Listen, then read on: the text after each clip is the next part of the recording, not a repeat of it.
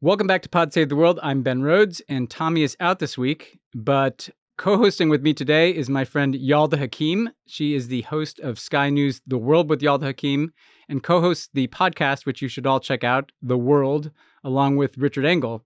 Yalda, thanks so much for doing this. Thank you, Ben. Thanks so much. I'm really glad that we can do this. I know, it's I've been on your show, and it's fun to have tables turned a bit. But we've got a lot of news to go over today. We are going to talk about Donald Trump's upcoming meeting with Russian President Vladimir Putin in Alaska this Friday and how that news is being received in Ukraine and across Europe. We will revisit Trump's fixation on being awarded a Nobel Peace Prize. Then Bibi Netanyahu is saying the quiet part out loud as the Israeli prime minister has announced his intention to take over Gaza. We'll talk about the international reaction to that, from an enabling U.S. to, let's call it, an enfeebled Europe. And finally, this month marks the 4th anniversary of the collapse of Kabul, and we'll talk about what life is like for Afghan women and girls, and for so many Afghans who found themselves stranded and stateless in too many places. For our interview this week, Tommy spoke with military technology expert Michael Horowitz about the way drones have fundamentally altered warfare, how U.S. military tech stacks up against China's, and where human decision-making fits into a world of AI-powered fighting machines. So a cheerful interview, but definitely a very interesting one. Okay, but first, Yalda. This Friday, Donald Trump will meet with Vladimir Putin to discuss the future of Ukraine in a location with some historical significance, Alaska, which was sold by Russia's Emperor Alexander II to the U.S. back in the 1800s. The Alaska summit was hastily announced last week as the latest, quote, 10 or 12-day deadline that Trump has set for a ceasefire arrived. It's not hard to see the Alaska summit as a win for Putin. It allows him to visit the U.S. not as a war criminal, but as a world leader. It seems like the summit will exclude President Zelensky, though Trump has said he'll call Zelensky after. And the early indications are that Russia's demands have not changed at all. International recognition of their control over annexed territories of Ukraine, no Ukrainian membership in NATO, essentially a weakened Ukraine that Russia can threaten or control going into the future. So, as we're recording, some details are still not known, but we wanted to offer a preview as to what might unfold. And Yalda, the best or worst place maybe to start is with Trump's own words. On Monday, during his press conference announcing his authoritarian plan to deploy the National Guard to take over Washington, D.C., that's something that happened. Trump spoke about the upcoming Alaska summit. Yalda, let's listen to the clip and then I'll ask you to respond. And it's embarrassing for me to be up here. You know, I'm going to see Putin. I'm going to Russia on Friday.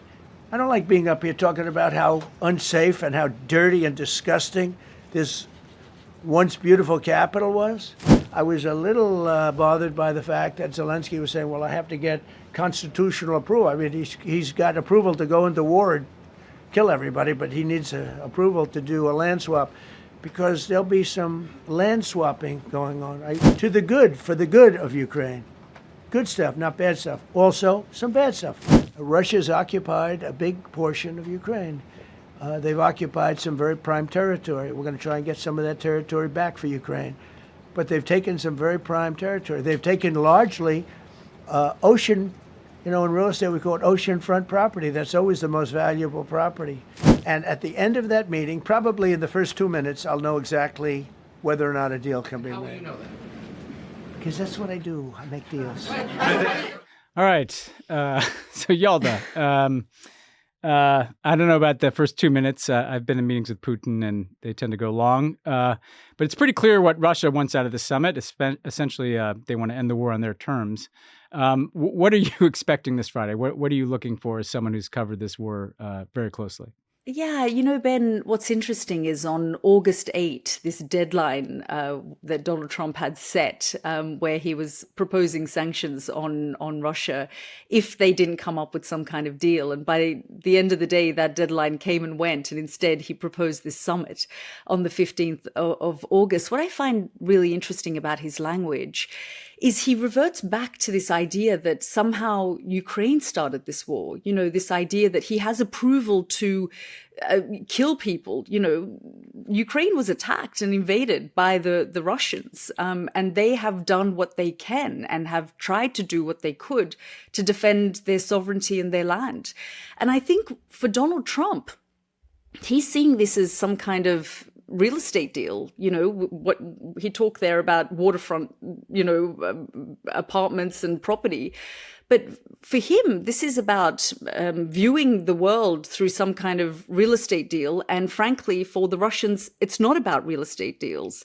He sees this as, well, look, we'll make a deal. The Ukrainians will give up the territory that the Russians want, and the Russians will agree to a ceasefire. Everyone makes money and everyone can go home. What's the problem? But for the Russians, this isn't about territory. For the Russians, this is about the existence of Ukraine, which we know that Vladimir Putin doesn't believe is a nation. I mean, he said that over and over again, that Ukraine is not a nation, And so for Vladimir Putin, this is much more than Donald Trump's deal or Donald Trump's, quick fix of a situation. He says, this is what I do. I make deals. For Russia, we know it's not about that. So Donald Trump wants a quick fix, but for Vladimir Putin, it's much more than that. It's about whether Ukraine exists as a nation, whether NATO goes back to the borders of 1997. He's made it very clear what he wants, and I'm not sure why we are not listening to what Vladimir Putin is saying and making incredibly clear. He doesn't want to meet with Volodymyr Zelensky because he doesn't acknowledge Ukraine as a state, and he doesn't want to give Volodymyr Zelensky the respect of the head of state of Ukraine. So I think that, Donald Trump sees this as a quick fix. He sees this as he wants this to end before the end of his term. But for Vladimir Putin, he's made it clear he's going to go on and on for as long as it takes, and for as long as, until he gets the territory that he believes is his. Yeah, that's such a good point, because Putin's view of history is very long and Donald Trump's attention span is very short, and I've had this sneaking suspicion that, you saw Trump pivot to some tougher talk on Russia. You saw him threaten India with tariffs or impose tariffs on India for buying Russian oil. But part of me kind of feels like that's all for show, that Trump is going to show up and essentially cave into Putin's demands. And he kind of wanted the impression that he was somehow putting pressure on Putin before he gave him everything he wants. That's my fear heading into this. But I wanted to ask you about the view from Europe. Obviously, Ukraine and Europe are looking at this summit with much more trepidation than Trump is, and certainly Russia. Zelensky has called any land swaps or concessions. And by the way, swaps are kind of a weird phrase. It's not like Ukraine's getting any Russian territory. So, but he's called territorial concessions a non-starter. But he's in this kind of tough position because Trump could come out and essentially announce something that is imposed on Zelensky, and he has to either take it or deal with the U.S. withdrawing support. Now, we've seen European leaders also kind of try to get in the mix here. They've been excluded from these direct talks. But on Saturday in England, J.D. Vance met with your Foreign Secretary, David Lammy, after a kind of fishing excursion. I also met with some Ukrainian and European officials. And the Ukrainians and Europeans were essentially offering a counter-proposal, an immediate ceasefire as a first step that does not require to give up territory to get into a ceasefire. From what Trump said, and we heard him say, it seems unlikely that he's going to go along with that. But you've seen the Europeans constantly try to reassure Zelensky. You've seen them float their own proposals. You've seen Germany's Chancellor Friedrich Merz announce plans for a virtual summit between Europe, Ukraine, and the U.S. Involving Trump on Wednesday. So try to get in Trump's ear before the meeting. You talked to a lot of these European leaders and diplomats. You've interviewed Zelensky. What is your impression of their plan? What is Zelensky thinking as Thursday approaches, and what is Europe's kind of plan B here if Trump and Putin emerge from this summit with some kind of deal that is far more friendly to Russia than Europe and Ukraine would want? Yeah, I mean, again, as you pointed out rightly, that Vladimir Putin, plays the long game. He plays chess and Donald Trump plays Monopoly. He has a short attention span when it comes to these things. And he's thinking, I need a deal. So I suspect that what we will see in Alaska is Donald Trump standing next to Vladimir Putin saying, we have a deal. And the Europeans are nervous about being none the wiser about what that deal is. And again, Donald Trump makes it really clear, what his intentions are, whether that was that crazy blow up that we saw at the White House, where he essentially humiliated Volodymyr Zelensky. And Volodymyr Zelensky showed up less than 12 hours to London, where he was meeting with European leaders and other NATO leaders. And we were summoned to Stansted Airport, a really small group of journalists here in the UK, to sit down with Volodymyr Zelensky and sort of get a sense of where they are at. And immediately you saw the European leaders rally around him, give him a bear hug, and make it clear to him that while on the one hand, they are kissing the ring as far as Donald Trump is concerned, and they want to keep Donald Trump happy. And we've seen Keir Starmer do that quite successfully when he went to the White House and sort of presented Donald Trump with a letter from the king and said, you get another state visit. But they made it very clear to Volodymyr Zelensky that we have your back. He came out of number 10, as Volodymyr Zelensky was walking towards him to cheers of hundreds of people sort of standing there to cheer the Ukrainian leader on and make it clear that Europe stands with Ukraine, because there is so much that the Europeans have at stake here. This, again, is not about just territory and taking parts of eastern Ukraine. There are concerns that wherever there is a Russian minority group, that is where Putin has set his eyes as the next place, as the next potential place. So Europe is upping its defense spending, and they give credit to Donald Trump for that, because the pressure that came from the United States for them to up their defense spending, and this going back all the way to President Obama, there was pressure, for them to do something to spend more. And in many ways, the pressure that Donald Trump has put on them has put them on notice. So they are spending more. They have pledged that they will spend more. But equally, they know that one Ukrainian MP said to me, if you're not at the table, you're on the table. So their concern is that, Ukraine will be on the table between Putin and Trump to be carved up and divided, and then they're told, this is how it is, suck it up. And I guess if I look at the Biden administration's policies towards Ukraine, there was a drip effect. Every time I'd go to Ukraine, I would hear the complaints of Ukrainian leaders who would say, the defense minister and various others who'd say, they are drip feeding things to us, military hardware and equipment. And they helped me understand it by saying, it's like giving you an iPhone without a charger and saying the charger will arrive in 6 months' time. So do with the iPhone what you can. And so, there was a lot of frustration with Biden's approach to Ukraine as well, that, I remember the foreign minister, Kuleba, saying to me, the Americans don't want us to lose, but they don't want us to win either, because they're so concerned about how Russia will respond and react if they flood us with weapons, for example, if they give us the 100% support that we need. So Trump gets sort of hot and cold. On the one hand, he sort of says, right, I'm going to impose sanctions on Russia and flood the zone, flood Ukraine with weapons. And then on the other hand, he gets very excited about having a potential summit with Putin. And do you think, it's interesting. I understand why the Europeans have kind of taken the road of trying to flatter Trump. David Lammy's out there hosting JD Vance, and they're going fishing. And in the Ukrainians too, Andriy Yermak, the very influential advisor to Zelensky, is constantly now like praising Trump on X. And but it feels like at a certain point, though, either Trump's going to do what Europe and Ukraine wants, or he's not. And it seems like he's not.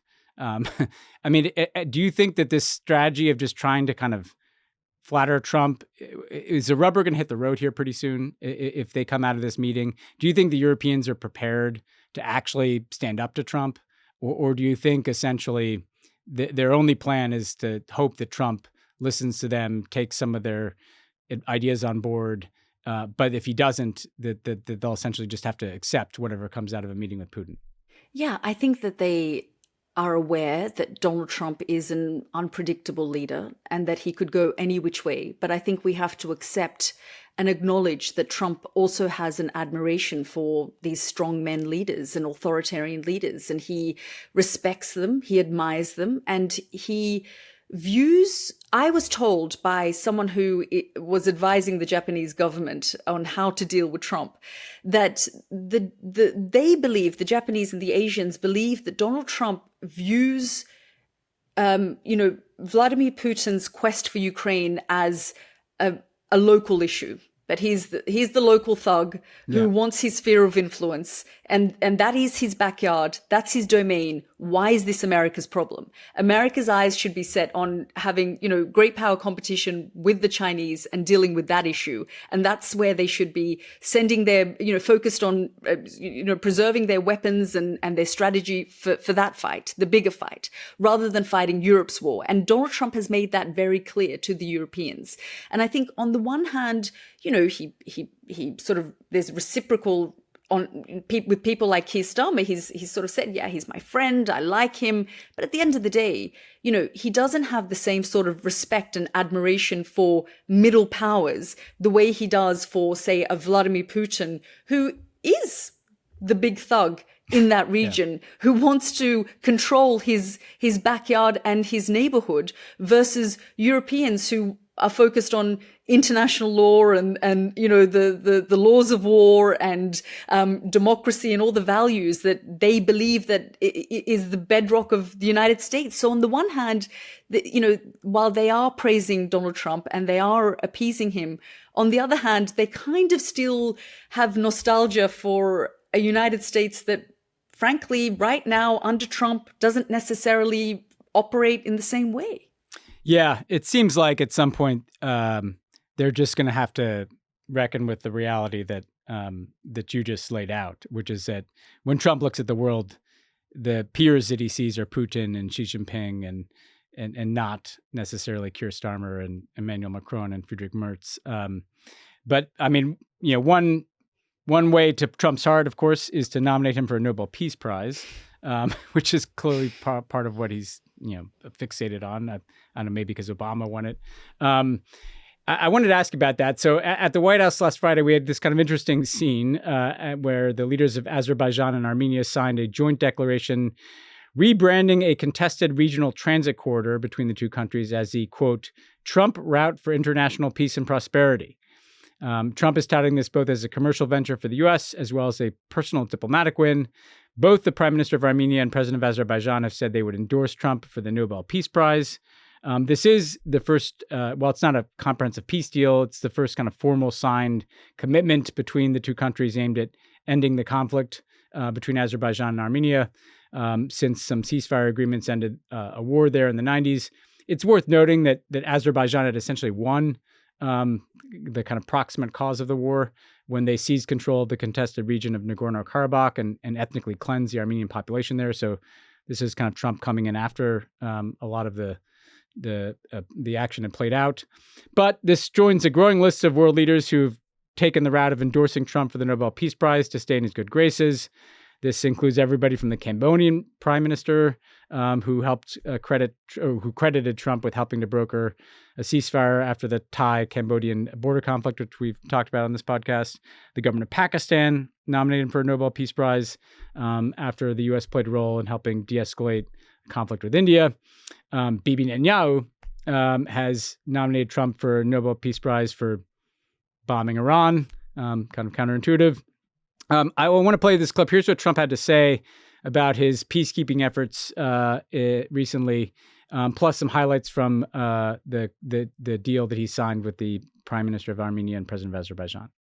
Well, they should give me the Nobel Prize for Rwanda, and if you look, the Congo, or you could say Serbia, Kosovo, you could say a lot of them. You could say, the big one is India and Pakistan. I should have gotten it 4 or 5 times. This declaration establishes what They are calling, a great honor for me, I didn't ask for this, the Trump route for international peace and prosperity. Trump deserved to have a Nobel Peace Prize, and we will defend that, and we will promote for that. Can I have a suggestion? Yes. So maybe we agree with Prime Minister Pashinyan to send a joint appeal to Nobel Committee to award President Trump with the Nobel Peace Prize, because... All right. So I just have a thought here, which is that I think people need to understand, first of all this list of conflicts, like these are, to the short-term point, most of them are Band-Aids, right? Like the issue in the Democratic Republic of Congo is not resolved. It's kind of a ceasefire, but the underlying problems remain, including the presence of Rwandan-backed militias controlling resources. The issue in India and Pakistan, we're going to de-escalate. The U.S. kind of, they went through the same pattern they always do. The U.S. played the same role it always does. It makes some phone calls. Things de-escalate probably on their own momentum. Thailand and Cambodia, we're not going to fight some huge war over what is kind of a constant border dispute. So in many of these cases, he kind of comes in, does the normal things that the U.S. always does, and frankly, that the EU always does too, and then just puffs them up, right? But these leaders have found out that just saying, you should get the Nobel Peace Prize is probably a way to avoid, I don't know, a higher tariff or something. I do want to ask you, you are a very global citizen. You're sitting in the UK. What on earth does this look like from the outside? What do people make of this strange fixation on the Nobel Peace Prize? Who doesn't want a Nobel Peace Prize? Yeah, apparently, yeah. So I'm not going to judge him on that. I get it. Like, who doesn't want it? But it's what's extraordinary, actually, is to see, as you say, a bandage on the DRC Rwanda issue, Cambodia, Thailand, India, Pakistan, which, by the way, I was tracking that conflict incredibly closely and speaking to the Indians, speaking to the Pakistanis, speaking to leadership on both sides. The Pakistanis saw it as a win for themselves, and for India, they were incensed because for 2 decades or so, they have had this kind of bipartisan support where they've built, strategic partnership with the United States.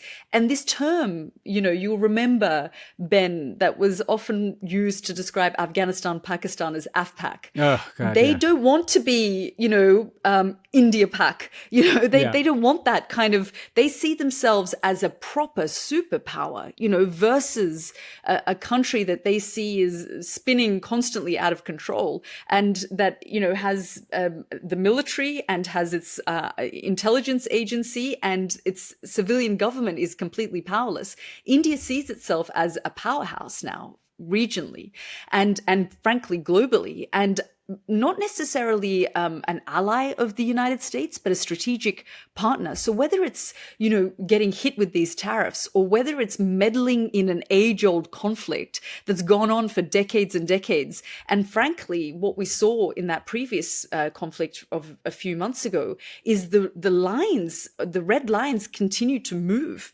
and it gets more and more dangerous. So the next time you see, a flare-up between any of these two sides, they've just basically pushed the boundaries a little bit further. So Donald Trump saying, you can all come to the White House and we can all have a group hug and a photo, and I'm going to have to get a Nobel Peace Prize out of this, or have some, transit route named after me. It's sure. I think that sometimes his transactional approach works, and perhaps it's more than, if I think back to the Biden administration, I can't remember a single conflict that they tried to resolve, frankly. I mean, what we saw at the end of the Biden administration was the disaster in Afghanistan. Ukraine felt it was a war of attrition, and frankly, 40,000 Palestinians dead, because they couldn't pushed enough pressure on Benjamin Netanyahu and the Israeli government. So perhaps Donald Trump's fixation is leading him to put all these bandages on everything, but he's not getting the big prize, right? He's not getting a ceasefire in Gaza, which is, there's mounting pressure for that to happen globally. And he's not able to put enough pressure on Putin. So in the end, it's going to be the Ukrainians who lose, and frankly, probably the Palestinians who lose. Pod Save the World is brought to you by Sundays. Sundays is fresh dog food made from a short list of human-grade ingredients. Sundays was co-founded by Dr. Tori Waxman, a practicing veterinarian who tests and formulates every version of each recipe. Sundays contains 100% all-natural meat and superfoods and 0% synthetic nutrients or artificial ingredients. Dog parents report noticeable health improvements in their pups, including softer fur, fresher breath, better poops, more energy after switching to Sundays. I know Leo Favreau crushes Sundays, and I also know that every time I go to John's house and I bring my dog, Luca, she runs straight to Leo's dog bowl and eats as much as she possibly can of his food in as fast time as possible, which tells me she really likes it. They dig it. Unlike other fresh dog foods, Sundays does not require refrigeration or preparation because of their air drying process. Just pour and serve. Cancel or pause your subscription anytime with our 14-day money-back guarantee. Every order ships right to your door, so you'll never worry about running out of dog food again. It's super easy. That's the great thing about Sundays. You don't have to keep it in the fridge. It doesn't get gross or go bad, or it doesn't smell. It's easy to store. It's easy to serve, and the dogs love it. So what else do you want? Get 40% off your first order of Sundays. Go to sundaysfordogs.com/world and use code WORLD at checkout. That's sundaysfordogs/world. Use promo code WORLD. This podcast is brought to you by Wise, the app for international people using money around the globe. With Wise, you can send, spend, and receive up to 40 currencies with only a few simple taps. Whether you're buying souvenirs with yen in Tokyo or sending krona to a loved one in Prague, you know you're getting the mid-market exchange rate with no extra markups. That's what makes Wise the fastest, most affordable way to use your money around the globe. Wise offers 24/7 live support and runs over 7 million daily checks to catch and prevent fraud, so you know your money is where it's supposed to be. Wise is super easy. It's just a great way to send and spend money when you're traveling internationally. You don't have to deal with, the cambio or whatever the exchange place is called. You don't have to go to an ATM. You can just do it right on your phone. And also, tariffs are annoying and making everything complicated. So just do it through Wise. It'll be easier. Be smart. Join the 15 million customers that choose Wise. Download the Wise app today or visit wise.com. Terms and conditions apply. Gaza looms as the war that Trump doesn't even really seem to be trying to end. Recently, we've seen further escalation there. After a 10-hour security cabinet meeting last week, the Israeli government ordered the military to begin to prepare to invade and take control of Gaza City. This followed an interview that Netanyahu did, not with Yalda on Sky News, but with Safer Space Fox News, where Netanyahu said that Israel intended to take over all of Gaza, at least temporarily, in order to establish a, quote, security perimeter and then, quote, hand it over to Arab forces without any kind of detail about what that looks like. On Sunday, Netanyahu said that the offensive would begin fairly quickly and singled out 2 remaining Hamas, quote, strongholds that will be targeted. And should be noted that it's not as if Hamas is really, mounting huge military operations in these places. Gaza City, as well as some of the central refugee camps in the Gaza Strip that currently shelter more than 500,000 displaced people. Right now, the Israeli military estimates it controls around 75% of the Gaza Strip. But the Israeli military leadership, it should be noted, including also a lot of former leaders of the IDF, and including Netanyahu's handpicked military chief of staff, have both privately and publicly expressed criticism or skepticism about this takeover plan, which seems intended to prolong the war, appease Netanyahu's kind of far-right coalition. In Israel, thousands of protesters turned out over the weekend to oppose the occupation plan, including families of both living and dead hostages. Meanwhile, the starvation of people in Gaza continues unabated. And late Sunday, a well-known Al Jazeera journalist, Anas al-Sharif, who's covered this war from the beginning, was killed in a targeted strike along with a number of his colleagues in a journalist tent city in Gaza City. Now, the Israelis have claimed that al-Sharif was a Hamas operative, but I want to note that they basically call everybody that they don't like, and frankly seem to draw no distinction between Hamas and civilians in general. and actually the Committee to Protect Journalists had been on the record calling for the protection of al-Sharif before that strike. And I should note, it's kind of chilling that some of the few journalists who've been able to show us anything in Gaza are killed right before this invasion of Gaza City takes place. So kind of getting rid of the people who could bear witness. Yalda, whenever it seems like things can't get worse in Gaza, they do.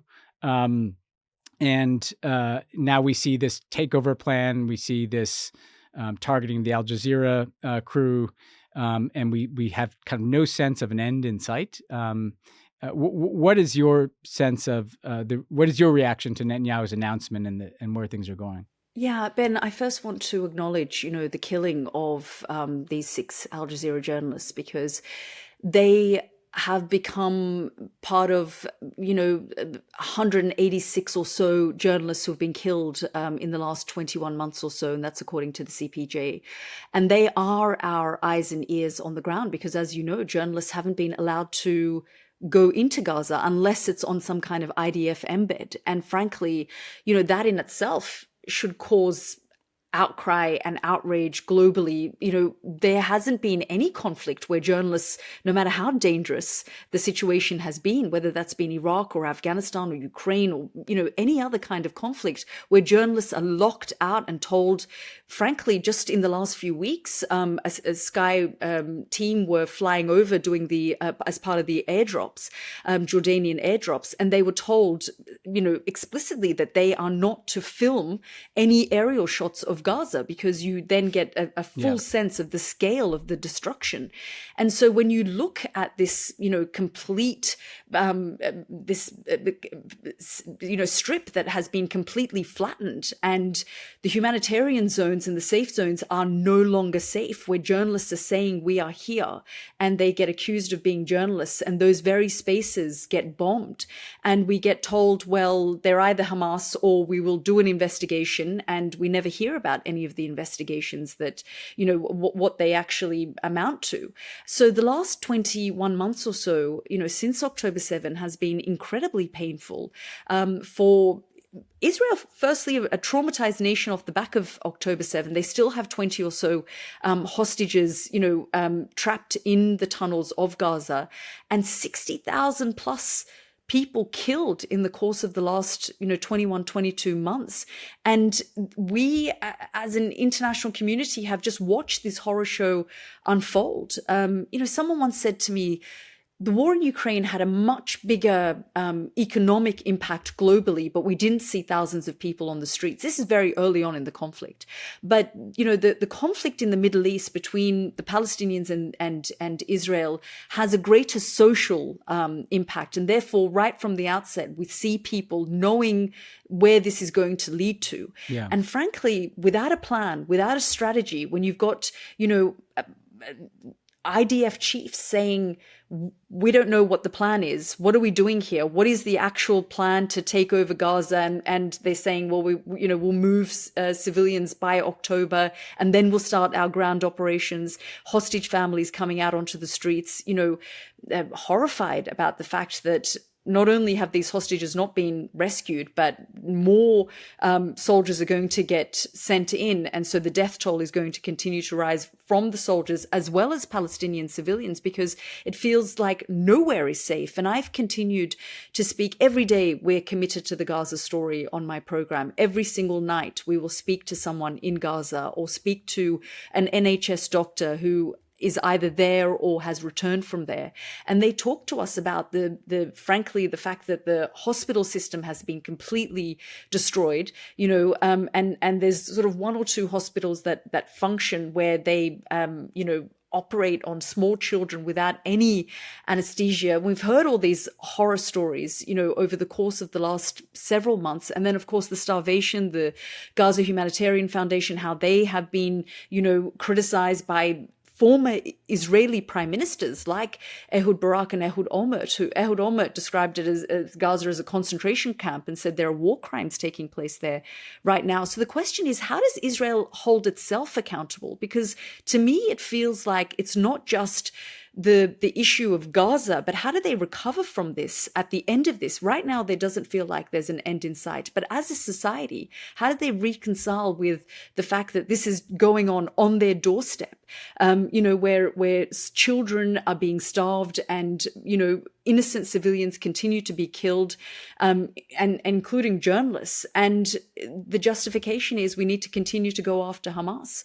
I find it sort of extraordinary that where does this leave Israel's institutions, the institutions that were created, off the back of the Holocaust and the creation of Israel as a state in 1948, and the declaration of independence and their formation as a state off the back of the Geneva Conventions as well, and their everything that Israel as a democracy stood for. Will they be able to, and will their systems and their all of their different institutions hold those who have been responsible for the things that have taken place in Gaza responsible and accountable? And right now, for Benjamin Netanyahu, it is all about survival.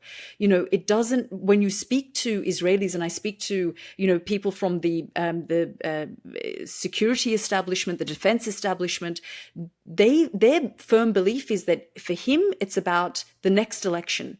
When the Knesset comes back from recess, and whether they call for another election, he wants to ensure that he keeps his base happy, he keeps the far right leaders happy, to the detriment of Israel as a state. And, the Palestinians will continue to suffer as they are. Yeah, I think that the main tragedy is what is happening to the Palestinian people in Gaza. I think this point about what it does to a society to perpetrate systematic war crimes is like an underappreciated or under-discussed point. And look, I will tell you as an American, the war on terror was not healthy for our society. And frankly, it even for all the excesses of the war on terror, Gaza is in even a different category in terms of the kind of systematic targeting of civilians.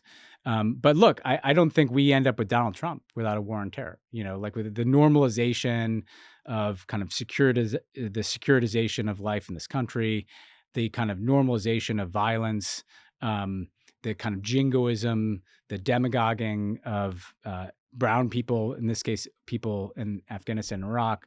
Like there was something intangible that shifted, in the United States that to me led from the war on terror to Trump. And I don't know what kind of country Israel is on the back end of this.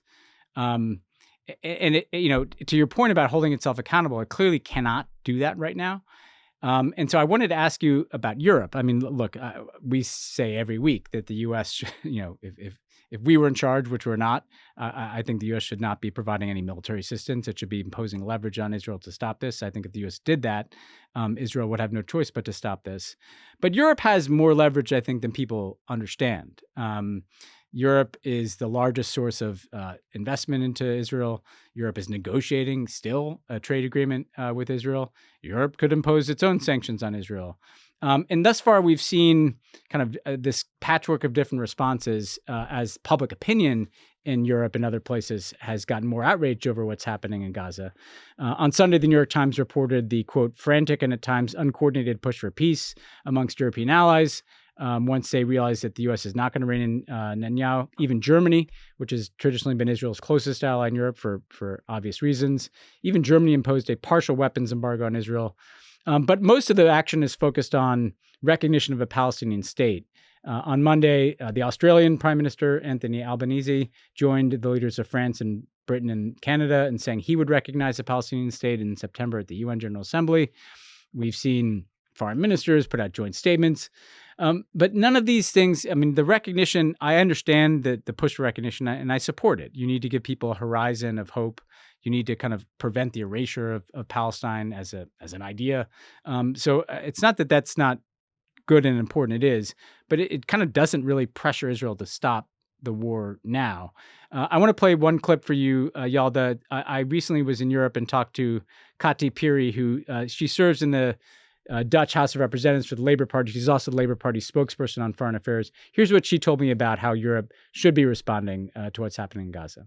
Is there a disconnect between, in your sense, European public opinion and European policy on Gaza? Is there more that could be done to try to bring about an end to what's happening in Gaza? Absolutely. And not only in Europe, I also see the same thing happening in the US. I think if you would put it to a vote, just this issue, to citizens in the Netherlands and in many other European countries, citizens from any country, whether you vote for the left wing or for the right wing, want sanctions to happen. And this is where I have a problem. I've been working in the EU for 14 years, 7 years as a member of the European Parliament, and you see our moral authority evaporating. Yeah.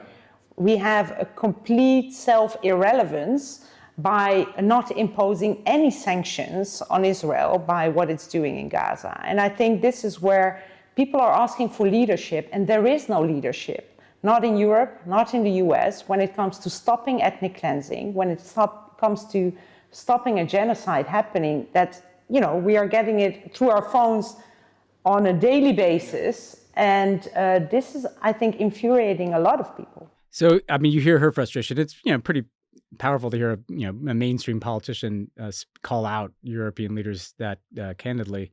What do you make of that view, Yalda? I mean, what is it? Do you sense a disconnect between kind of public opinion in Europe and the kind of actions that European leaders are taking?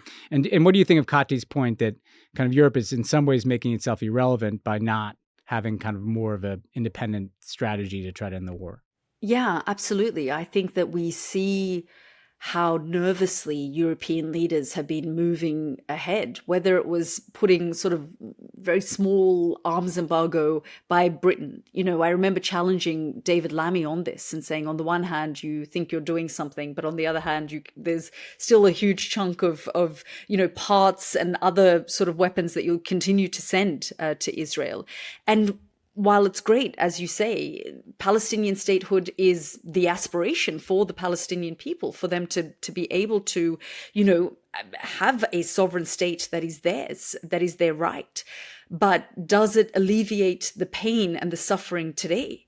You know, the fact that the European leaders in the E3, Britain and, Germany and France haven't been able to come up with a coordinated plan to pressure Israel, and they're all doing their own things. So the Germans are saying arms embargo, the French are saying we're going to rush off and have a conference about statehood, and then Britain threatens it as well. And it makes no difference. In response, Benjamin Netanyahu says, I'm going to take over all of Gaza now. Yeah. And frankly, that is his answer. And whenever you sort of criticize the Israeli government the way the Europeans have, he's very blatantly said to allies, that you are parroting Hamas's narrative. You are supporting Hamas by telling us to stop, whether that's, in major international aid organizations saying that there is starvation and famine in Gaza multiple times. It isn't just in this period. You'll recall like 6 months ago when they had the other blockade, the likes of Cindy McCain, the head of WFP, screaming from the rooftops saying there is famine and we need to be able to give access to the women and children, the vulnerable to aid, and we aren't being allowed. Our trucks are just sitting on the borders. So we've seen this multiple times over the course of the last 20 months. And for the leaders in Europe to come out and say, well, our public find this revolting and, we condemn Israel's actions and we want them to stop. Statements of condemnation are not going to cut it. Promises of statehood is not going to cut it. There is a population right now that is being bombed and starved and suffering, and 60,000 plus people have been killed over the course of the last 20 months. And all of the European leaders, all they can say is have random plans rather than one coherent. And as you say, it's we heard there this idea that they're basically driving themselves to irrelevance. Israel isn't taking them seriously. It leads the United States to see that the Europeans aren't serious and sort of dismissing any kind of plan. I mean, Trump was with Keir Starmer in Scotland, and as soon as he left, Keir Starmer said that this is what we're going to do. We're going to recognize Palestinian statehood. And in response, Trump was like, "We didn't even talk about it. He didn't even raise that with me." That is how irrelevant these conversations, and they diminish the idea of statehood for the Palestinians by jumping to that as the first thing that they want to achieve, rather than saying, right now, it needs to stop and end. What is happening to the Palestinian people needs to end today. And frankly, mounting pressure on the Trump administration. And in many ways, I think, if they seriously went to Donald Trump and said, these are the things that need to happen, I weirdly think that Donald Trump would sort of respect that more than these kind of this weird approach that they're taking. Because, frankly, I remember having a conversation with Antony Blinken about this. He would go to see Benjamin Netanyahu and sort of almost behave like Benjamin Netanyahu was the leader of the Republican Party, and he was just going in there as a member of Congress and sort of, begging him for some kind of, for scraps. And it's like, what are you talking about? You are the United States. Tell them and tell Ben Gvir, ask God for help. Yeah. If you don't do this right now, you can ask God for help, on this. But there hasn't been enough pressure. And Ehud Olmert said to me once, Joe Biden needs to take Benjamin Netanyahu into a room with a baseball bat and remind him who's boss. And it can only, that kind of pressure, frankly, the Europeans, you're right, do have leverage and do have the ability to put pressure on Israel. But they also can work with the United States to put pressure on Donald Trump to do more. But that pressure isn't coming when they have a face-to-face meeting and he doesn't even mention Palestinian statehood. I mean, who knows? Donald Trump may have just been saying that, Keir Starmer may have mentioned it. And I didn't see the readout, whether those conversations were had and Donald Trump sort of decided to say that. Who knows? And Keir Starmer probably did say, look, this is what I'm looking at doing. And Donald Trump didn't really take it seriously. Yeah, no, it's such a good point. And it ties into the Ukraine thing, because it does just feel like European, whether it's Keir Starmer, and actually Keir Starmer in particular, but you see this from Merz and Macron, this effort to kind of calibrate where I don't want to piss off Trump, but I need to say things that are a little different, or, I'll do the statehood recognition, because even if the Americans don't like that, it doesn't really kind of get in the way of anything. At a certain point, you either need to have your own positions or not, and right now it just kind of feels like very uncertain, like, tacking behind the Americans on things. And, I think that the issue will be pressed and forced at some point. But we'll see.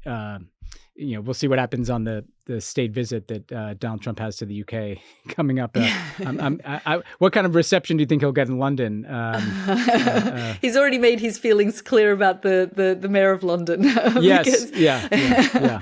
There's no love lost between them. I think he sort of said he was a nasty man, but I think the people of London feel quite strongly about whether it's Ukraine or whether it's the situation in Gaza. We've seen demonstrations take place almost every Saturday for the last 20 months or so. So I think that there will be a lot of unhappy people not necessarily welcoming Donald Trump, the US president, to the UK. Maybe not as many nominations for the Nobel Peace Prize coming out of London. Yeah, I want to spend a few minutes here though talking about Afghanistan. We are at the 4th anniversary of the Taliban takeover, the collapse of Kabul. I know this is an issue that you're born in Afghanistan. You follow this closely. You work on it closely. You're actually in Albania now, in part because of the work you've done to help some of the Afghans who've been displaced there. We'll get to that, but I want to just start by asking you what your sense is of the situation for Afghans, particularly women and girls in the country, who've been hit the hardest. I mean, the Taliban has obviously kind of systematically removed any sense of an open society in Afghanistan. But, women and girls, it's almost impossible for them to hold jobs, go to school, receive healthcare, in some cases even be out in public. The UN Women released a press release recently, actually on Monday, pointing out that there have been nearly 100 edicts that have placed restrictions on women and girls in Afghanistan, including one that they must be accompanied by a male relative when traveling from their home, on public transport. I saw a horrifying statistic that estimated that maternal mortality will increase by 50% by next year as a result of the obstacles for women facing healthcare. And again, of course, the restrictions on girls going to school. What is your sense in talking to people of what life is like for women and girls 4 years after the Taliban takeover? There's this sort of great sense of, and you and I have spoken about this a few times, but this real sense of betrayal, like the international community promised, Afghan girls and women this idea of education and freedom, and there was hope even in the darkest days of the 20 years that the United States and allied forces were in Afghanistan. Even in those darkest moments, I would speak to women who would say, my daughter will not go through what I went through. And when they say what I went through, they're referring to Taliban 1.0, when they were banned from schools and they were forced to go into, underground cellars and go to secret schools and sort of be terrified about what the future held for them. And, to think, it's quite extraordinary, actually. We're sort of a few days away from the 4th anniversary of the fall of Kabul. We're coming up to it. And it does, to me, feel extraordinary that anyone thought there was ever a good Taliban, bad Taliban. We're coming up to 1,400 plus days since girls over the age of 12 were told, go home, we're not going to ban you from school, but we'll let you know, don't call us, we'll call you type of thing when it came to girls going back to school. And they promised all sorts of things like, we have to alter the uniforms, we have to prevent these mixed classes with boys and girls, and we have to change the curriculum to a more Sharia curriculum. And then they never returned to their schools. And I mean, it horrifies me to think that a mother cannot take her children to a park in Kabul. They're banned from going to parks. Salons are banned.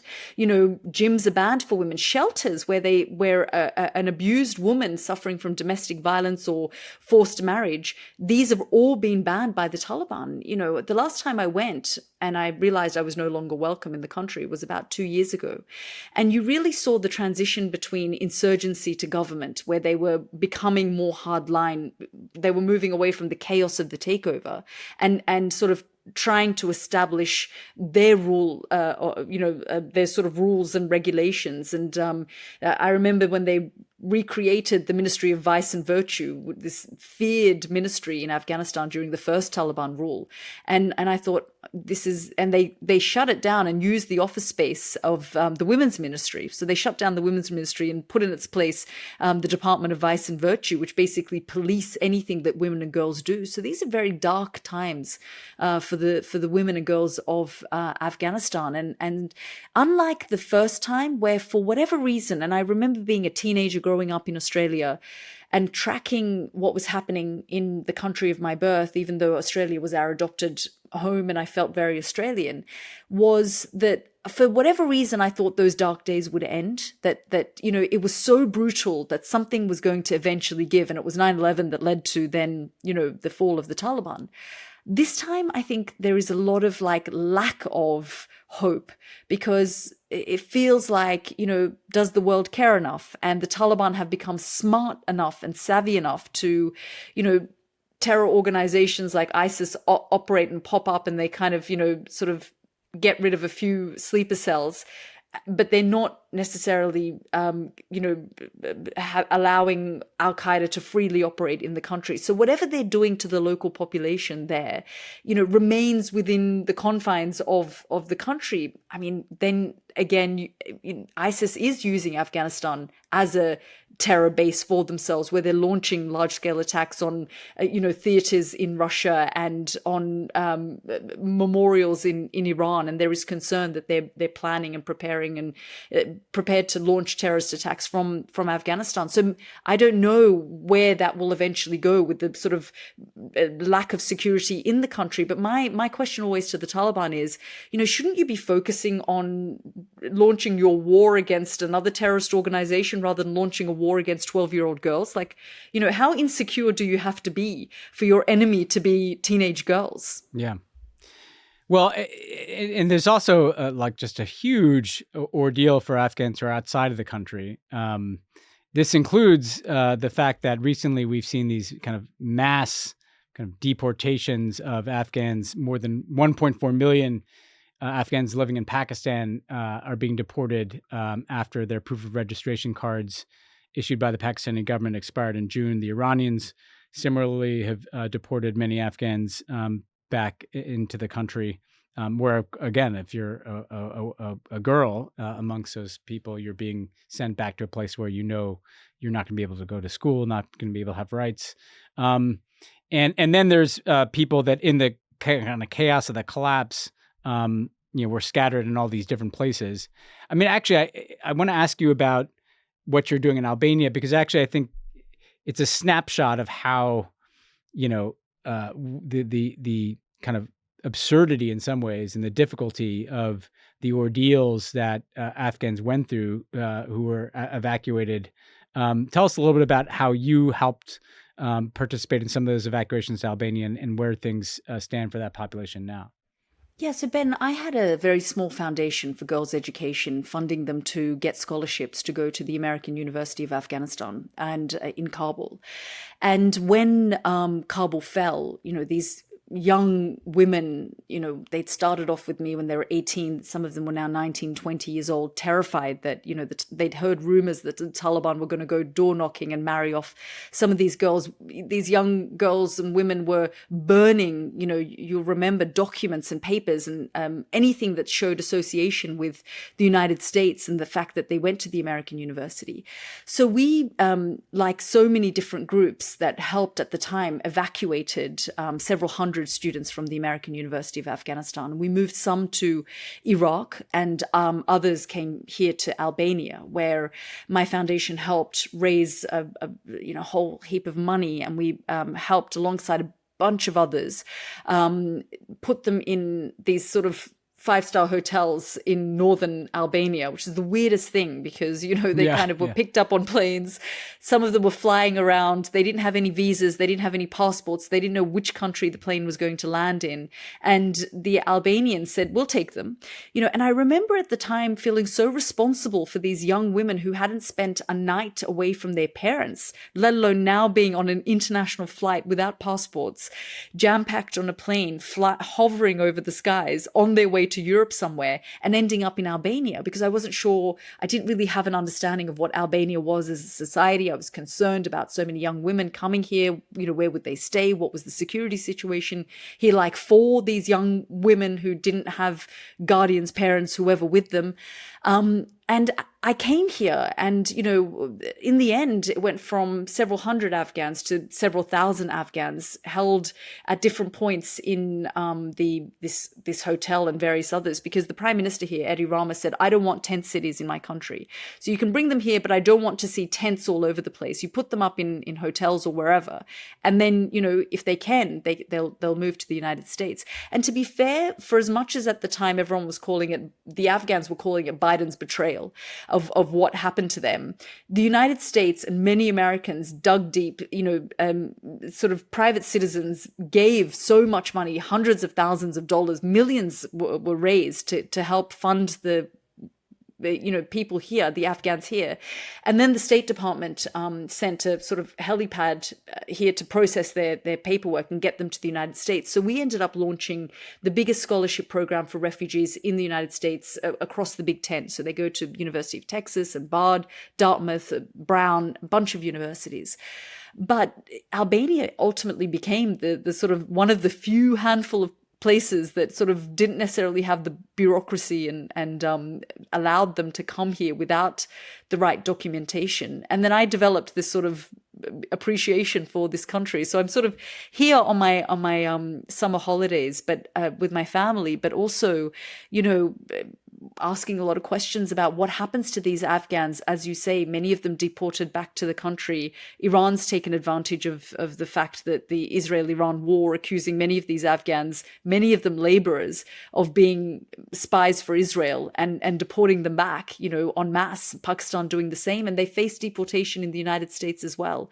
So there are kind of negotiations again, whether they come back to Albania for all these different groups, especially young women, if there's more opportunities for them here rather than in Afghanistan or lingering in Pakistan, or even if they happen to be sent back from the United States. Yeah, well, last thing I want to ask you is, look, the betrayal point is really important, and I think it's not just a matter of how the mistakes that were made over the course of the war, and I was a part of some of those mistakes. And I often say the biggest mistake was not listening more to Afghans, because we could have avoided some of the things we did, some of the corruption, some of the people that the U.S. is supporting, some of the approaches the U.S. is taking, and other parts of the coalition. But the core betrayal was kind of raising expectations, promising people, we're here for these reasons. We're here to help build a democracy. We're here to help women and girls. When in fact, actually, we were there for a terrorism interest with Al Qaeda, and that promise wasn't kept. The question I want to ask, though, is what can people do now? I mean, here in the U.S., I know veterans who are agonizing over the fact that Trump is deporting Afghans who have a right to be here because of what they did to support the U.S. I know veterans who literally, are organizing people to accompany individual Afghans to ICE interviews and things like that. But whether it's from a policy level or a kind of a personal level, what can people do? Would you like to see the world do to try to show more solidarity and support for Afghans, particularly women and girls? Yeah, I mean, there's a bunch of Afghan women and young people that are being face the threat of deportation from Qatar and Oman, because they're saying, well, we can't keep them here forever. They were supposed to go to the United States. They're still here 4 years on. And from the Qatari perspective, they're saying we need this accommodation and the lodging to bring in the Palestinians, that especially the injured Palestinian children that are supposed to be there for treatment. So they're sort of saying we need to transition these people out.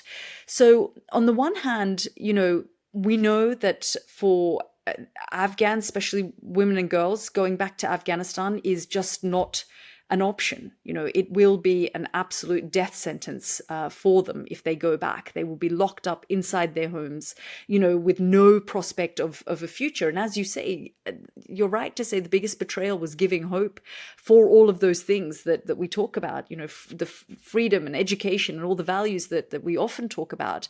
In many ways, so many of them say to me, we wish we didn't know. You taste freedom and then it's taken away from you.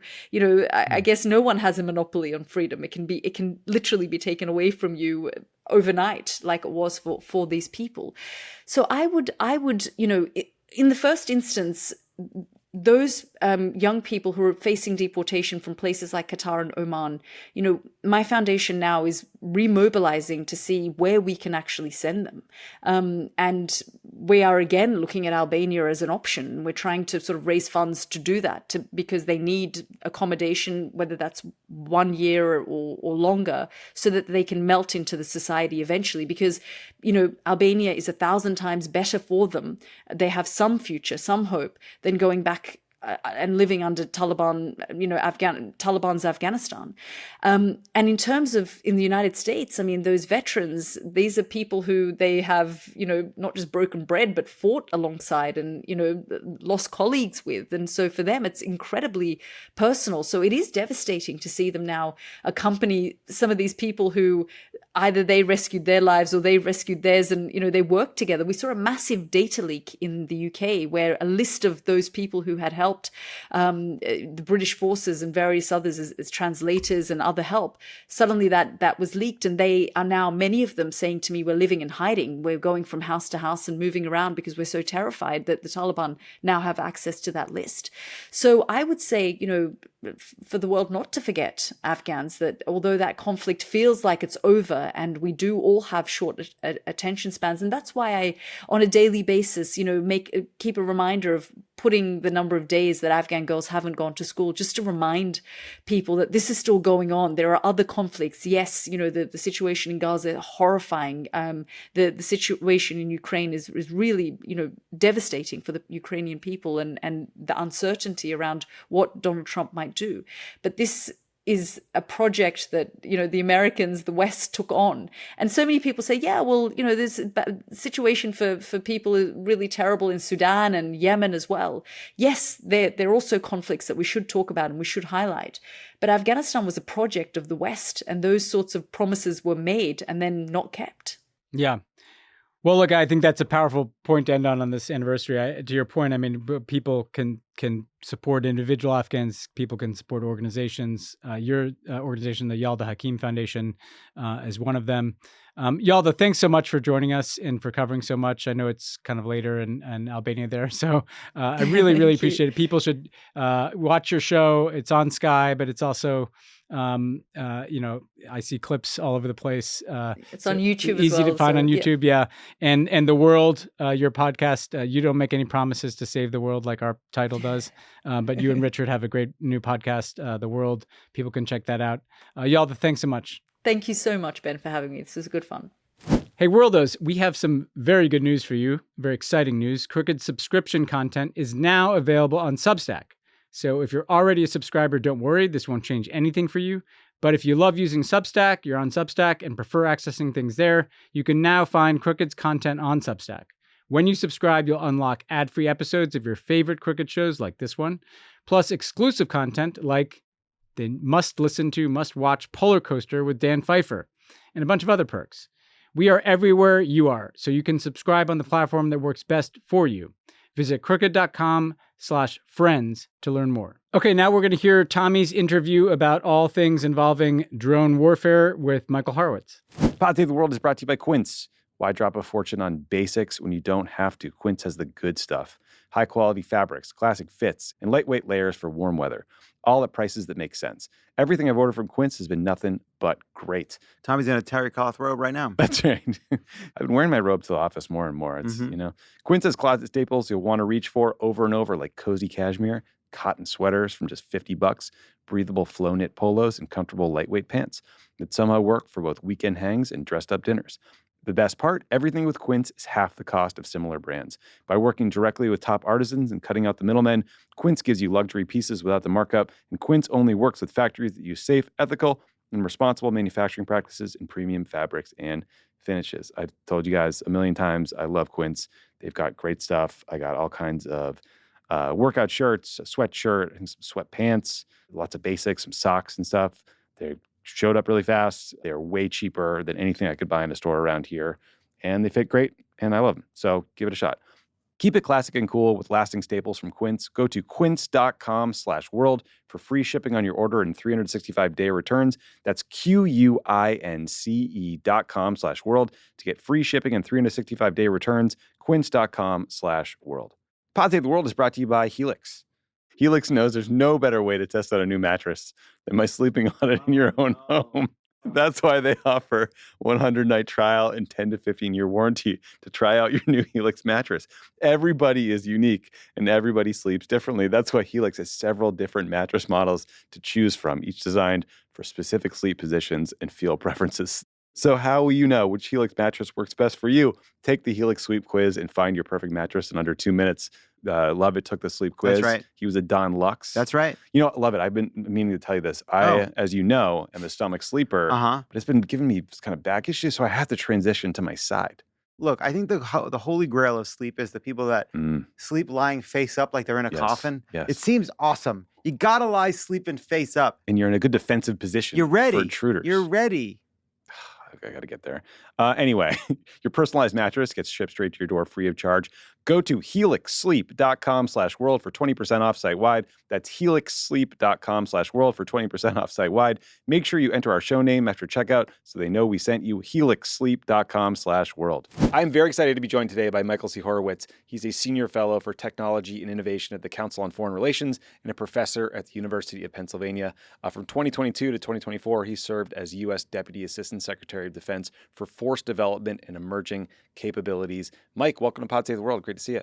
Thanks for having me. Excited to be here. I'm really excited to talk to you. We are going to focus this whole conversation about drones and unmanned systems because it has been extraordinary to watch the way they have completely changed the way war is fought. This has been especially obvious, I think, in Ukraine. I mean, I was reading a recent New Yorker story that quoted a Ukrainian researcher who estimates that 80% of Russian losses in men and material have been inflicted by Ukrainian drones since, I think, 2024 started, which is an extraordinary percentage. But we'll dig into the Ukrainian piece of this in a bit. I wanted to start a little bigger picture. Like when I was in government in like 2013, the drone systems people were focused on were Predator drones, Reaper drones, like big, expensive unmanned systems that were used and reused sort of like a fighter jet.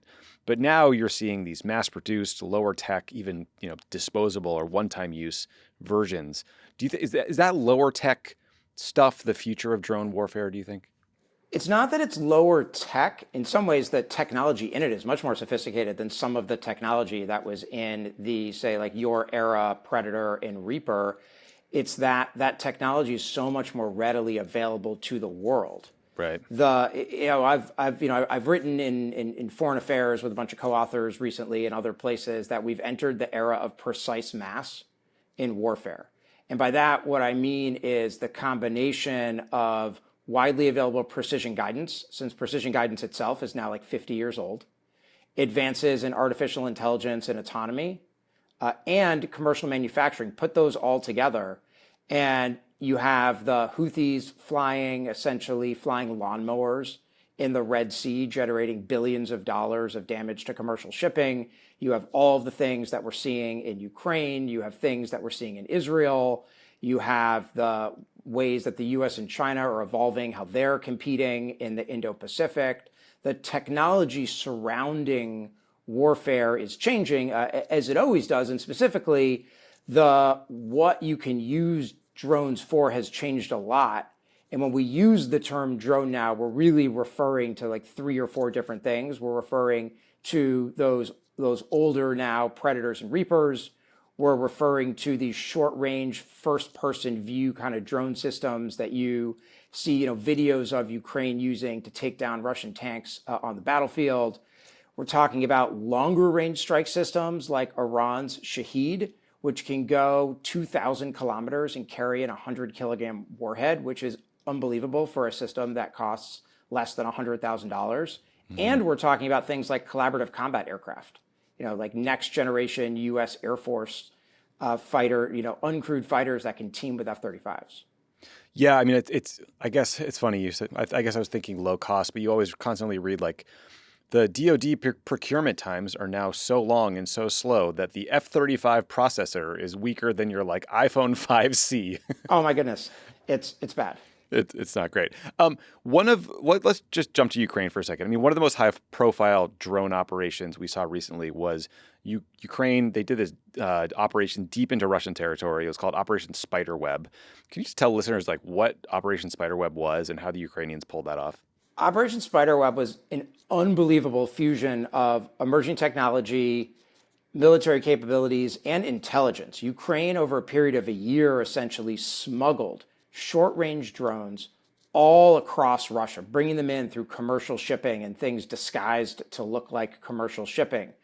They then used open source artificial intelligence piloting software and built really simple algorithms for them of images of Russian strategic bombers that they trained on images in Ukraine's museums. Incredible. Of Russian bombers, and then let those loose. So when those things flew out of the truck, there was no one controlling them? They just had like software plugged in that guided them towards the image of the plane to blow up? There were human operators in some cases, but they were aided by algorithm. And some of the really specific details Ukraine has been cagey about for understandable reasons. But we know that there was this open source piloting software involved, and we know that there was this algorithm trained on images of Russian bombers, like in Ukrainian museums. Amazing. The anti-drone, defenses have also evolved pretty quickly to try to keep up. I mean, some of it is high tech. There's some electronic warfare jamming systems, et cetera, stuff I don't really understand. Then there's just low tech stuff, right? You see roads covered entirely with fishnets just to block the drones from getting to cars that are driving. You hear about Ukrainian troops getting armed with shotguns where they're trying to just shoot these things down. There are also drones that operate, connected to these fiber optic cables that can stretch up to 12 miles. Then there's the fully AI drones. I mean, can you talk about how the counter drone technology is evolving and whether it's keeping pace with offensive developments? The counter drone technology is evolving, but a lot more slowly. Here's one way to think about context.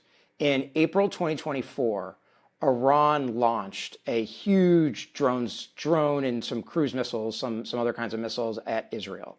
It cost them about $100 million to launch that strike.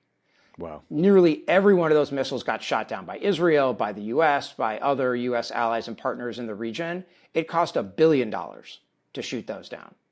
And when the Houthis are firing things that cost, less than $100,000, in some cases less than $10,000, when they were firing them at U.S. ships in the Red Sea, the U.S. was frequently firing, Patriot missiles that cost a couple $1 million, or other expensive missiles to try to shoot them down. So there's a lot of really low tech counter drone technology out there, like nets and things that are essentially designed to trigger the explosion of the drone early, so that it doesn't hit its target. But also when you're talking about, purely shooting these systems down, it's a really weird kind of high-low mix at this point, where the low is shotguns and nets, and the high is, $2 million, a cost exchange that's frankly terrible for the defender. Yeah, I mean, what do we do about that, right? I mean, I think a full Patriot missile battery system, like a launcher, the radar, all of it, that's like $1 billion system, right? And then you have these Shahed drones that are like, what, 20, 50 grand? I don't know exactly what the price tag is. Yeah, it's about. Yeah, it's like you called it a lawnmower, right? It's like a Volkswagen Beetle engine. It's made of foam and plywood with this big warhead on the front. And when it slams into you, does incredible damage. I think Iran is firing them in swarms of 100 or more. I mean, what is that kind of proliferation of cheaper long-range systems mean for traditional air defense strategy and infrastructure? Yeah, I mean, these kinds of precise mass capabilities are designed to overwhelm defenses. Say you shoot down the first 10, but if you only have, 10 missiles to shoot, that 10 interceptors, and they fire 100 at you, you don't need to be a defense expert to understand the problem there. And So how do you defend against it? Well, you can try to develop much cheaper interceptors, which lots of countries are doing. There's some of the emerging defense tech companies that you read about all the time that have developed some really low cost solutions that seem pretty clever, and the Defense Department is investing in. I mean, frankly, it's an argument if you really want to do it at the right price point, not to. I mean, this has been the dream of defense nerds since the 1980s. But this is a use case for lasers, because if you actually wish to reduce the cost per shot to target hundreds of things coming at you, not just 5 or 10 things coming at you, then you need something where the actual use cost is really low, and that gets you into lasers and microwaves and electronic warfare and all sorts of futuristic sounding things, at least. Isn't there a laser Iron Dome system that got rolled out recently in Israel? Yeah, Israel Iron Beam. Israel's rolled out in experimentation in some use cases. The UK has fielded a defensive laser system in the Middle East. The US has been experimenting with them for decade. With lasers for 4 decades plus. Right. But in this instantiation, so that the technology's eking along, but it's not quite there yet relative to this really low cost of firing these precise mass systems to, at military bases or at civilian targets or at tanks, whatever you're trying to target. Yeah. The kind of dystopian horror movie version of this is fully AI autonomous drones that are designed to hunt and kill people. Is that the future of warfare? Is that already here? I mean, what's the deal with AI in these drones? I think the future of AI in this context is more as an enabler than as the Terminator. I don't think we really need to worry about the killer robots coming for us. I mean, unless you did something wrong. I don't think we need to worry about. I say thank you to ChatGPT for just that reason, but sorry, continue. I know, right? Exactly. Every morning, tell them thanks. I don't think we really need to worry about the Terminator coming after us anytime soon, in part because of the incentives that militaries have, like, frankly. Nobody wants to control their weapons more than militaries. Interesting. Weapons that you can't control are actually bad weapons. And this is all about essentially how you test and evaluate these systems and kind of prove they work. And as long as that process is working well, and there's no reason to think it isn't, certainly in the context of something like the United States, I wouldn't really worry about the Terminator. I would worry more, frankly, that a country like the United States is going way too slowly in integrating AI into its military than too quickly, particularly when we see what China and others are doing. Yeah, I do want to ask you about the China piece in 1 second, and I hear you on the innovation. But it's interesting to see the way the sort of moral and ethical questions have evolved, because, with the Predator drone systems, like the counterterrorism missions against Al Qaeda, et cetera, the questions were kind of like, has this made military action like too easy, too cost free, right? There was zero chance of casualties on the U.S. side in the use of a drone, and that can lead to them being used way too often, at least in my opinion. Now there's sort of a separate set of moral and ethical questions around whether autonomy in these systems could lead to people getting killed. I just wonder, like, is that being talked about, thought about? Like, how does the U.S. government think about that, for example? Yeah, I think there's a lot of people thinking about it. When I was in the Pentagon, the office I had the honor of running rewrote the Defense Department's policy on autonomy and weapon systems. So I've spent a lot of time thinking about this, and the key principle, at least from a U.S. perspective, is to always have a human responsible for the use of force. And here's a way to think about it. Imagine it's World War II, and you're trying to destroy some kind of target. You drop a bunch of dumb bombs out of an airplane, and you flatten a city block or something to destroy your target. And now imagine you've got a radar guided missile, and that radar guided missile it's dumb. It's just the seeker turns on, it just knows, is there a radar there or not? It doesn't know if the radar's on top of a school or the radar's on top of a hospital. And then, it blows up the school because it blows up the school to destroy the radar. Now imagine you've got the same missile, but there's an algorithm on it trained to say, look for schools and hospitals, and to look and see if that's the right kind of radar. What you're going to end up with is a weapon system that's actually more accurate and more discriminate. And so in some ways, you can actually buy down when used appropriately, and when there's a human responsible for the use of force. I actually think some of these technologies can buy down some of those risks that we saw, certainly with unguided weapons, and even in the context of precision-guided weapons over the last generation. Interesting. Yeah, so it could cut both ways if used properly, is sort of what you're saying. Just to pivot a little bit, what are you seeing in terms of maritime drones? Because there's all these videos of like Ukrainian kamikaze boats slamming into Russian naval ships in the Black Sea, and really incredibly effectively, by the way. I've also seen reports that there have been Ukrainian maritime drones that have shot down Russian fighter jets. I'm not sure if there's some sort of like air defense system mounted on it, but that's incredible.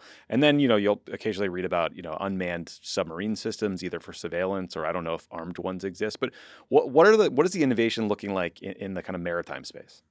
No, that's a great question. So there are 3 categories of maritime drones that countries are really working on. The first are kind of like the ones that we've seen Ukraine use really effectively in the Black Sea. Like the way that Ukraine has used essentially the equivalent of one-way attack drones in the air to drive the Russian fleet back in the Black Sea has been remarkable. And there are obvious lessons learned there for other countries facing attacking forces, and the ability to use then short-range one-way attack, uncrewed surface vessels. That's category 1. That technology is accelerating, and frankly, those are jet skis with weapons on them. Right. So anybody can do that. The second category is the submarines. So the U.S. has a program called Orca, which is an underwater vehicle. That program's like kind of a mess, but a lot of countries are doing really innovative stuff in the underwater realm. The Australians are investing in a platform called Ghost Shark, which can fire weapons and go a little bit faster. So there's a bunch of investment in that space. The third area, which I actually think is the most exciting and will be the most organizationally disruptive for a large military like the United States is essentially so collaborative combat aircraft are these airplanes that would fly around in human machine teams with F-35s and have, weapons and surveillance have sensors on them, things that help you defeat your adversary. The Navy could do that too. With smaller boats that surround, say, an Aegis cruiser or surround an aircraft carrier or any kind of ship to give you additional missiles, additional surveillance, and help you diversify risk a little bit more. That's where I think you sort of have to head if you are a large Navy thinking about how to survive essentially in a world where you have countries that can fire, that many precise mass systems at you in addition to anti-ship ballistic missiles, sophisticated cruise missiles, hypersonic anti-ship missiles, et cetera. So those are the three big buckets. And there's been less work done to field that third category because it's the biggest and most expensive as well. But there's a ton of potential there. So it sounds like you're saying the future of naval warfare is like a aircraft carrier with, let's say a dozen, we'll say 100 like drone boats around it, right? Or you're saying like an F-22 or F-35 would go up paired with 4 or 5, I guess, just drone planes flying alongside it that are just, that's kind of incredible. Yeah, exactly. That's what the Air Force is planning right now. That has moved from the category of a future thing that might happen into a program that the U.S. Air Force, at least, is planning to field before 2030, and that China is certainly accelerating in fielding. And the Navy can do that too. It just requires making the choice, or it requires essentially the recognition of how at risk some of our for example, surface ships might be. Mm-hmm. Yeah, I was reading and preparing for this. I was reading some study or an article about a study by the National Security College of the Australian National University that found that submarines might no longer be able to elude detection starting in 2050.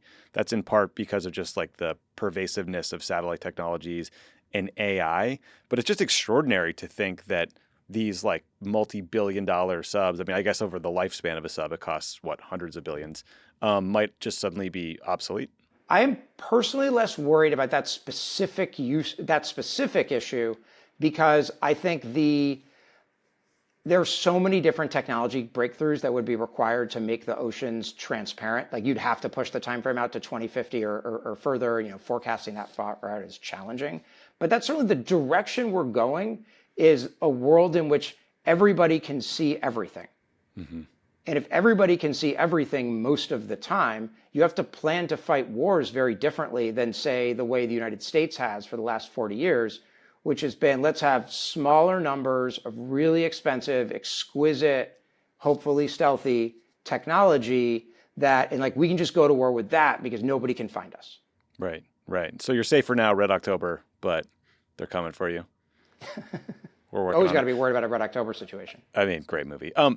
So you've mentioned China a few times, and they're clearly like kind of the elephant in the room here. How is China investing in unmanned systems and drone technology, and how does their approach differ from ours currently? I would say China is investing in a lot of the same things that we are investing in, but they've gone full send when it comes to deployment. And part of this is about a different design philosophy.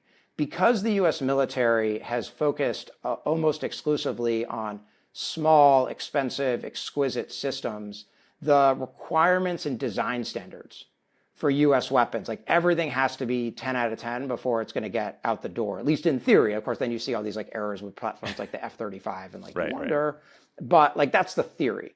Whereas China's military has been in a place where they're willing to press go when it's good enough, which means they're willing to field a lot of next generation kinds of capabilities when they think they're good enough, and they'll help China relative to, say, the United States in a given conflict, which is a different standard than this meets, it's checked every single box that we wanted.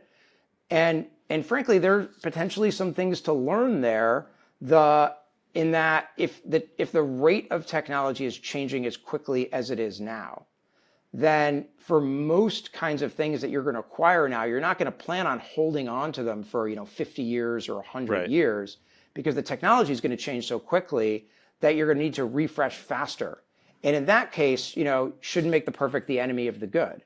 But yeah, China's basically turned the dial to 11 on everything simultaneously, whether it's anti-ship cruise missiles and ballistic missiles, whether it's their own aircraft carriers, whether it's their submarines, whether it's their air-to-air missiles, their fighters, their bombers. It's everything all at once. Oof, terrifying. The CIA and other intelligence agencies and services, they invest billions of dollars into satellite technology to collect imagery. So like not armed systems, just spy satellites. Those spy satellites are great when you're talking about like relatively big stuff, right? Like it's great to see if Iran built a new building at a nuclear site or if Pakistan moved a bunch of tanks and planes around. But my understanding is that with surveillance systems at that kind of altitude, like low orbit altitude, you bump up against kind of hard image resolution limits because of physics. There are also challenges that when you're talking about a system that is moving incredibly fast and there's, clouds and atmospheric interference. A lot of those issues go away though, right? If your altitude is 60,000 feet, not 600 kilometers. Do you think the next generation of spy satellites will actually just be stealth drones kind of flying all over the place? So here's a funny thing. If you look at the Big Beautiful Bill, and it's got a lot of different sections, and most of the reasons why it's important obviously have to do with domestic politics. There's a section on defense investments, and one of the things buried in that section of defense investments is actually a couple $100 million for high altitude balloons. Huh. And between high altitude balloons and solar powered drones that can do surveillance, there's actually a lot at sort of below low Earth orbit that is increasingly possible, exactly, essentially, to your point. And especially if you're worried about losing access to those satellites, whether they get shot down or they get jammed or something like that in the case of a conflict, having something that's slightly closer and a little bit different might yield a lot of advantages if you still, want to be able to get that kind of intelligence data, and if you want to be able to, your initial point, look at smaller stuff. Were you at the Pentagon when that Chinese spy balloon flew over the U.S. and everyone flipped out for like a week for no reason? That was both hilarious and terrifying. I've never seen such an overreaction in my life. It was like, what, you guys wanted Joe Biden to shoot this thing down over some like farmer's house in Montana? What are we talking about? By the way, that's another reason why, to go back to something you said before about shooting down all of these drones, it's super complicated in the United States because all the authorities are different. If you're Right. if you're on a base, say in Japan or Saudi Arabia or sort of something like that, and there's a bunch of a drone comes at you, then often the U.S. military has the authority to shoot down whatever thing is coming at it, or if something approaching a Navy ship in the Red Sea. You do that in New Jersey, and that drone's going to land on somebody's garage. Right. And so the FAA actually owns the authority there. So there are all these really, like nerdy interesting, not like popular interesting, like issues surrounding like who has the authority to make these kinds of decisions in U.S. airspace, because it means the technologies you have to use to protect U.S. bases and critical infrastructure from drones are different than the technologies you use abroad. Man, this is why governing is so hard. Just everything, every like layer of the onion you peel back, there's 5,000 more, and they're all more complicated, and they have overlapping agencies, and God help us all. Final question for you. What's clear from this conversation is like the rate of technological change is moving so fast, and like anything I thought I knew in 2013 is wildly obsolete. Do you think that the Pentagon, as it currently set up, the way it does, the way it builds out weapon systems, does procurement, is postured correctly to kind of move quickly over the next decade or two? Sorry, how much time do we have? Here's the way to think about it. The Pentagon budgeting process was built by Robert McNamara, like literally right. Robert McNamara, Vietnam Robert McNamara, in the 1960s. They've changed it since then, but those changes have been more like adding ornaments to the Christmas tree than fundamental changes. And there have been commissions. There was a commission on changing that whole process that happened when I was in the government. There have been think tank reports. There have been industry reports. They all actually converge on the same kinds of recommendations, but it's been really difficult to make fundamental change. But the big picture is that the U.S. has a system for acquiring military technology designed to go slowly on purpose because it assumes that the bigger risk is going too fast and rolling something out that won't work than going too slowly and missing out on technology. So there's an underlying assumption there, basically, that the US will always be ahead. And so we can take that kind of risk, like which we have been for like our entire lives. But now that might be changing, and thus the Pentagon system should change as well in a way that leans forward in not just experimenting with, but actually fielding and scaling emerging technologies that have been proven to work, even if they don't, check every single box of a system the military would want to use for 100 years. At least that's my view. I think that makes a lot of sense. I would also, McNamara worked at where? Ford before he went to the Pentagon? Yeah. I imagine their systems have changed a little bit since the 60s, so maybe we should I would tweak hope. ours. Wow. Yeah. Well, that's a very helpful answer and a great place to leave it. Mike Horowitz, thank you so much for doing the show. This is absolutely fascinating. I'd love to talk again because I feel like everything will be different in a year. So it'll be useful. Absolutely. Thanks for having me. Really appreciate it. Okay, thanks to Michael Horowitz for that interview. Thanks very much again to Yalda Hakim for guest co-hosting this week. Again, check her out on Sky or check out her podcast, The World. And next week, I will be back with Tommy.